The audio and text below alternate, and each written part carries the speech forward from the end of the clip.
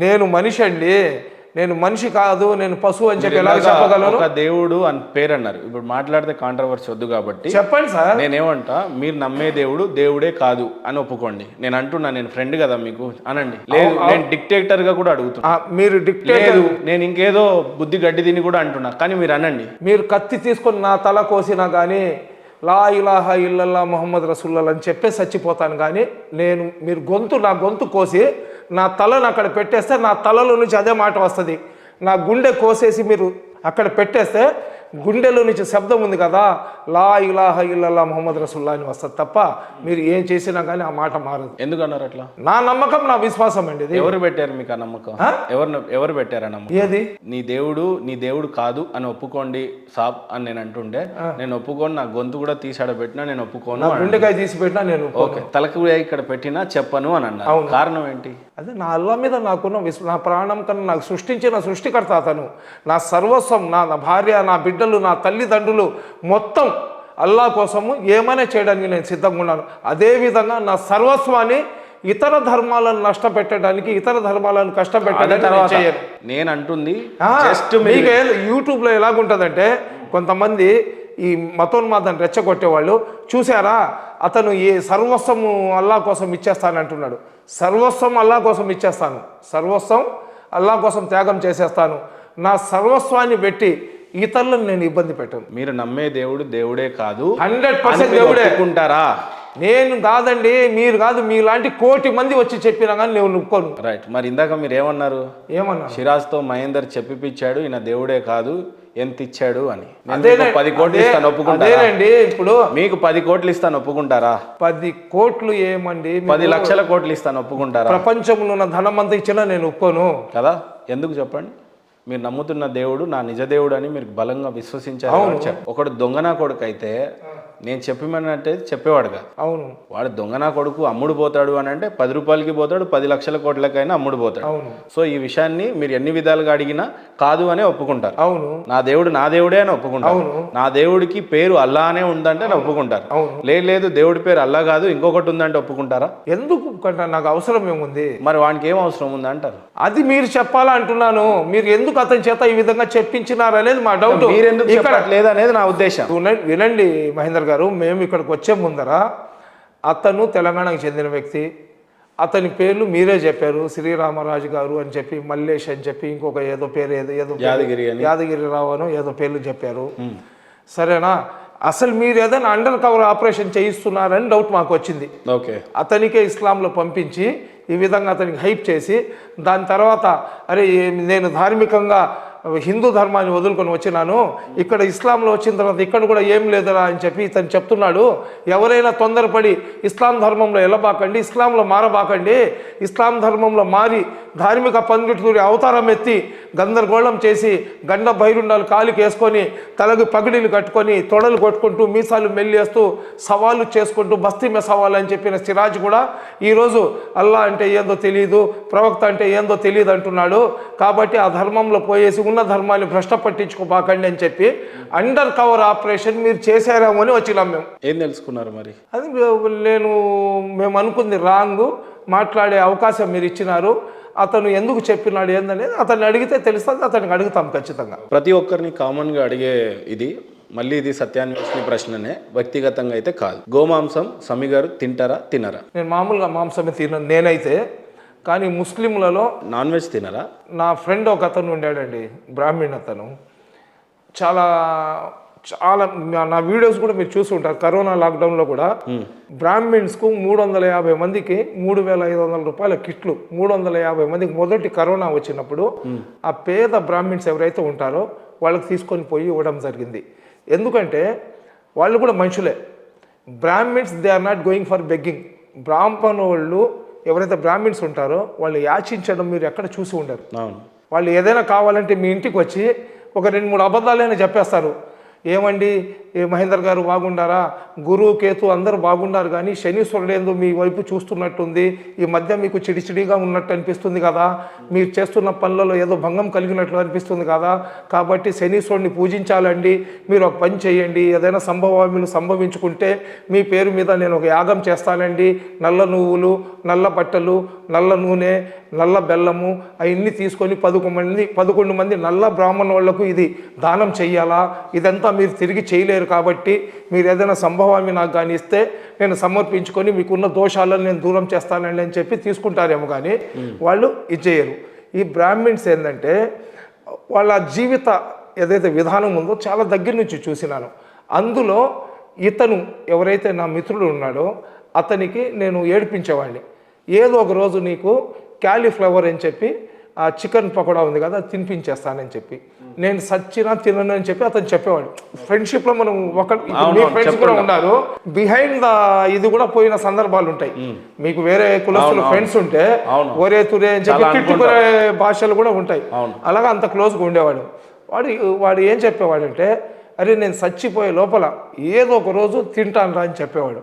అతను motor cycle యాక్సిడెంట్లో చచ్చిపోయాడండి. అతను చచ్చిపోయిన తర్వాత ఒక 16 సంవత్సరాలు 16 ఇయర్స్ నేను చికెన్ మటన్ మొత్తం దూరం పెట్టానండి. ఈ మధ్య మళ్ళీ నా హెల్త్ కండిషన్లు ఇదైన తర్వాత కొద్దిగా తినడం స్టార్ట్ చేశాను. అంటే మీరు బేసిక్గా నాన్ వెజ్ తినడం ఆపేశారు, ఇప్పుడు స్టార్ట్ చేశారు. నా హెల్త్ కండిషన్స్కు నాకు తప్పదు, ఎందుకంటే నాకు లో షుగర్ ఉంది. రైట్, నేను మళ్ళీ ఇంకోసారి రిపీట్ చేస్తున్నాను. మీరు నేను అడిగిన ప్రశ్న మాత్రమే జవాబు చెప్పండి చాలు. చెప్పండి. గోమాంసం తింటారా తినరా? నేను ఇప్పుడు దాకా గోమాంసం అయితే తినలేదండి. పుట్టినప్పటి నుంచి తినలేదు? నేను పుట్టినప్పటి తినలేదు, మా ఇంట్లో కూడా అలో చేయలేదు. ఓకే, ఈ తింటున్నారు తినేవాళ్ళు కేవలం ఇస్లాం సోదరులే అని చెప్పి ఎందుకు ఆపాదించారు? బాధ కలిపి కదా. అండ్ నిజానికి కూడా సిరాజ్ భాయ్ని ఈ ప్రశ్న అడుగుతాను నేను. ఇక్కడ పాయింట్ ఆఫ్ అట్రాక్షన్ ఏంటంటే, నేను తినొద్దని కూడా చెప్తాను, తింటే అది తప్పు కూడా అని అంటాడు. ఓకే, అంటే అంతేగాని ఇస్లాం సోదరులు ఎందుకు తినరు అనేది అయితే అనలేదు సార్. ఇస్లాం సోదరులు తింటారు, హిందూ సోదరులు తింటారు, క్రైస్తవులు తింటారు, దళిత సోదరులు తింటారు, అందరు కూడా తింటారు. ఏదైతే హలాల్ పశువులు ఉన్నాయో వాటి అన్నిటిని కూడా హలాల్ చేసి తినే పర్మిషన్ మనకు ఖురాన్ ప్రకారం మొహమ్మద్ ప్రవక్త ఏదైతే సందేశం మాకు ఇచ్చారో దాంట్లో ఉంది. ఇది హలాల్ జన్వర్ అంటారు అనమాట దాన్ని. ఇప్పుడు పంది ఉంది, పందిని ఇస్లాంలో హరామ్ అంటారు, తినడానికి లేదు. కొంతమంది మా హిందూ సోదరులు హ్యాపీగా ఆ పంది 2 ముక్కుల పైపులు పెట్టుకొని దాన్ని తిప్పి తినేవాళ్ళు ఉన్నారు. మీరు పంది ఎందుకు తింటున్నారంటే దానికి వాళ్ళ దగ్గర సమాధానం ఉండదు, సరేనా? ఏదైతే హలాల్ జన్వర్ ఉందో అది తినాలని చెప్పి. అయితే ఈ భారతదేశంలో ఉన్న సంస్కృతి హిందుత్వంతో ముడిపడి ఉంటుంది. ఇక్కడ ఏదైతే కల్చర్ ఉంటుంది, ఇప్పుడు మన పెళ్ళిలో మసీద్లో నికా చేసుకోవాలా, వలీమా చేసుకోవాలా, కానీ పెళ్ళిలో బ్యాండ్ మేళాలు, గుర్రాలు, నికేకి దావత్లు, మెహందీలు అవన్నీ మనకు ఇస్లాం ప్రకారం లేవు. కానీ ఏదైతే ఇక్కడ హిందూ సాంప్రదాయాలు మనం ఏదైతే సోదర భావంతో ఉన్నామో, కొన్ని మీ దగ్గర నుంచి మేము డబ్ చేసుకున్నాము, మా దగ్గర నుంచి మీరు డబ్ చేసుకున్నారు. అటువంటి సంస్కృతికి అటువంటి కల్చర్కి మేము అలవాటు పడి ఉన్నాం, సరేనా?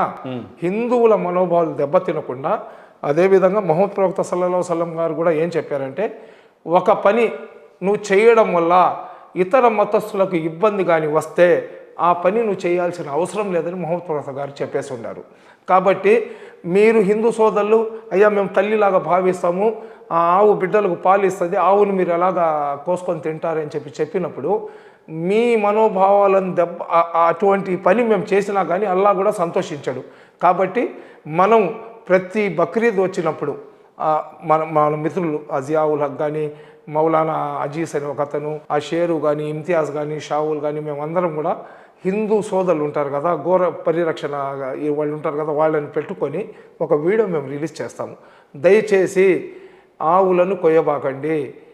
ఏ విధంగా ఒక బిడ్డకు పాలిచ్చే తల్లిని చంపితే ఎంత పాపమో, పాలు ఇచ్చే ఆవును కానీ చంపితే అంతే పాపం వస్తుంది. చెప్పండి సార్ ఒకసారి, ఇది చాలా మందికి తెలియాలి. ఒక తల్లి పాలిచ్చే పసిబిడ్డకు పాలిచ్చే తల్లిని చంపేస్తే ఎంత పాపం వస్తుందో, ఆవులకు బిడ్డలకు నోరు లేని జీవం అది. తల్లి దగ్గర పాలు లేకపోతే ఆ ఆవు పాలు తాగేసి బ్రతుకుతారు, సరేనా? అటువంటి ఆవులను కోస్తే మా హిందూ సోదరుల మనసుకు బాధ కలుగుతుంది. కాబట్టి ఒక పాలిచ్చే తల్లిని మనం కోస్తే ఎంత మనకు పాపం వస్తుందో, అదేవిధంగా పాలిచ్చే ఆవులను కోస్తే అంతే పాపం వస్తుంది అనే మెసేజ్ వచ్చేటట్లు మేము వీడియోలు పెడతాము. మేము ప్రతి దగ్గర పోయేసి ఆవులను కోయవద్దంటాము. కానీ ఇక్కడ ఒక పాయింట్ మీరు కూడా గమనించుకోవాలా మహేందర్ గారు. ఇప్పుడు ఆవు పాలిస్తుంది, బర్రె పాలిస్తుంది, ఆవును ఒక్కటే కొయ్యబాకండి, బర్రెని కోసుకొని తినమని చెప్తారు. అది ఎంతవరకు కరెక్ట్? అది తప్పు కదా. గోమాతను కొయ్యబాకండి అంటారు, గో డాడీని కోసేయవచ్చా? గోమాతను కొయ్యడానికి లేదు, ఎద్దును కోసుకొని తినొచ్చు. అంటే గో డాడీ కదా. డాడీ లేకపోతే అమ్మ ఏంది తెల్ల చీర కట్టుకుంటాడు, బిడ్డలు ఏడు నుంచి పుడతాయి? అంతే కదా. అమ్మ ఏమో ఉండాలా, నాయన్ని కోసేయాలా, అమ్మేమో ఉండాలా, చిన్నమ్మని కోసేయాలా. ఏదైనా కానివ్వండి, ఈ మాంసాహారం అనేది భారీ జంతువులు ఏదైతే ఉంటాయో వాటిని కోయడానికి నిషేధించాలా. ప్రభుత్వం దాని మీద ఖచ్చితమైన చట్టాలు తీసుకొని రావాలా. ఇప్పుడు అల్ కబీర్ ఇట్లాంటి మొత్తం ఏదైతే ఆవుల మాంసం మీట్ ఏదైతే ఉందో అది ఎక్కడ పోద్ది? మిడిల్ ఈస్ట్కి పోద్ది. ఎక్కడైతే చలి ఎక్కువ ఉంటుందో అక్కడ వాళ్ళ బాడీలో హ్యూమినిటీ, వేడిని పెంపొందించడానికి ఈ మీట్ ఏదైతే రెడ్ మీట్ ఉందో దాన్ని తీసుకొని వెళ్తారు. ఆ కంపెనీలన్నీ ఎవరి మీకు తెలుసు, అంటే ఒక పార్టీ పేరెత్తి నేను చెప్పకూడదు అనుకొని, ఎందుకంటే ఒకళ్ళని మనం ఎవరిది అనేది మీ అంతరాత్మకు తెలుసు. ప్రభుత్వం ఎవరిది? దాన్ని రక్షించే వాళ్ళదే ప్రభుత్వం ఉంది. ఎంతసేపు ఒక పేపర్ మీద ఎడం చేత్తో ఇలాగ రాసేసి మొత్తం సీజ్ చేసేయమంటే 10 నిమిషాలు చేసారా? అంతే కదా. చేయలేరా? ఎందుకు చేయటం లేదు? మీరు దాంట్లో ఎంటర్టైన్ చేస్తున్నారు, చల్తాహే చల్లేదే అంటున్నారు.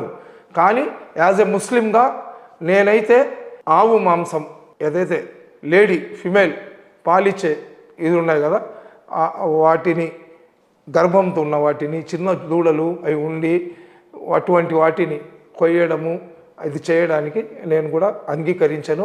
మా ముస్లిమ్స్లో కూడా మీరు అనుకుంటున్నారేమో ముస్లిమ్స్ అందరు కూడా ఆవు మాంసం తింటారని చెప్పి. మీకు ఈ హైదరాబాద్ ఇక్కడ కల్చర్ అంటే అంత డెప్త్గా మనకు తెలియదు, కానీ ఇక్కడైతే మేము చూస్తున్నాం ఈ మాంసం అంగళ్ళు, ఆ బిర్యానీలు తినడానికి పోతే అడుగుతున్నారు, అది గైంకి బిర్యానీ, ఆవు బిర్యానీ కావాలా అది ఇది అని చెప్పి. కానీ మా సైడ్ ఏదైతే ఉందో అక్కడ చాలా మీకన్నా చాలా జాగ్రత్తగా చాలా నిష్టగా ఉంటారు, దాంట్లో వేరే డౌట్ ఏం లేదు. కానీ ఆవు మాంసం ముస్లిం ఒక్కలే తినరు. ఆవు మాంసం తినేవాళ్ళు 100 మంది ఉంటే దాంట్లో 7 మంది ముస్లింలు అయితే మిగతా 93 మంది అదర్ దెన్ క్యాస్ట్ వాళ్ళు. మిగతా వాళ్ళు చేస్తే మడుగు సంసారము, ముస్లింలు చేస్తే వ్యభిచారము. మిగతా వాళ్ళు కానీ చూస్తే జాకెట్ చూసినట్లు, మేము కానీ చూస్తే వృక్షోజాలు చూసినట్లు. మిగతా వాళ్ళు కానీ చూస్తే కుచ్చులు చూసినట్లు, మేము చూస్తే బొడ్డు చూసినట్లు అనే మాట వదిలేయాలా. ఏదైనా తప్పు అయితే అందరికీ ఖచ్చితంగా అడగాల. దాని మీద ప్రభుత్వం మీద ఒత్తిడి తీసుకొని వచ్చి అందరం కూడా ఒక చట్టాన్ని తీసుకొని రావాలా.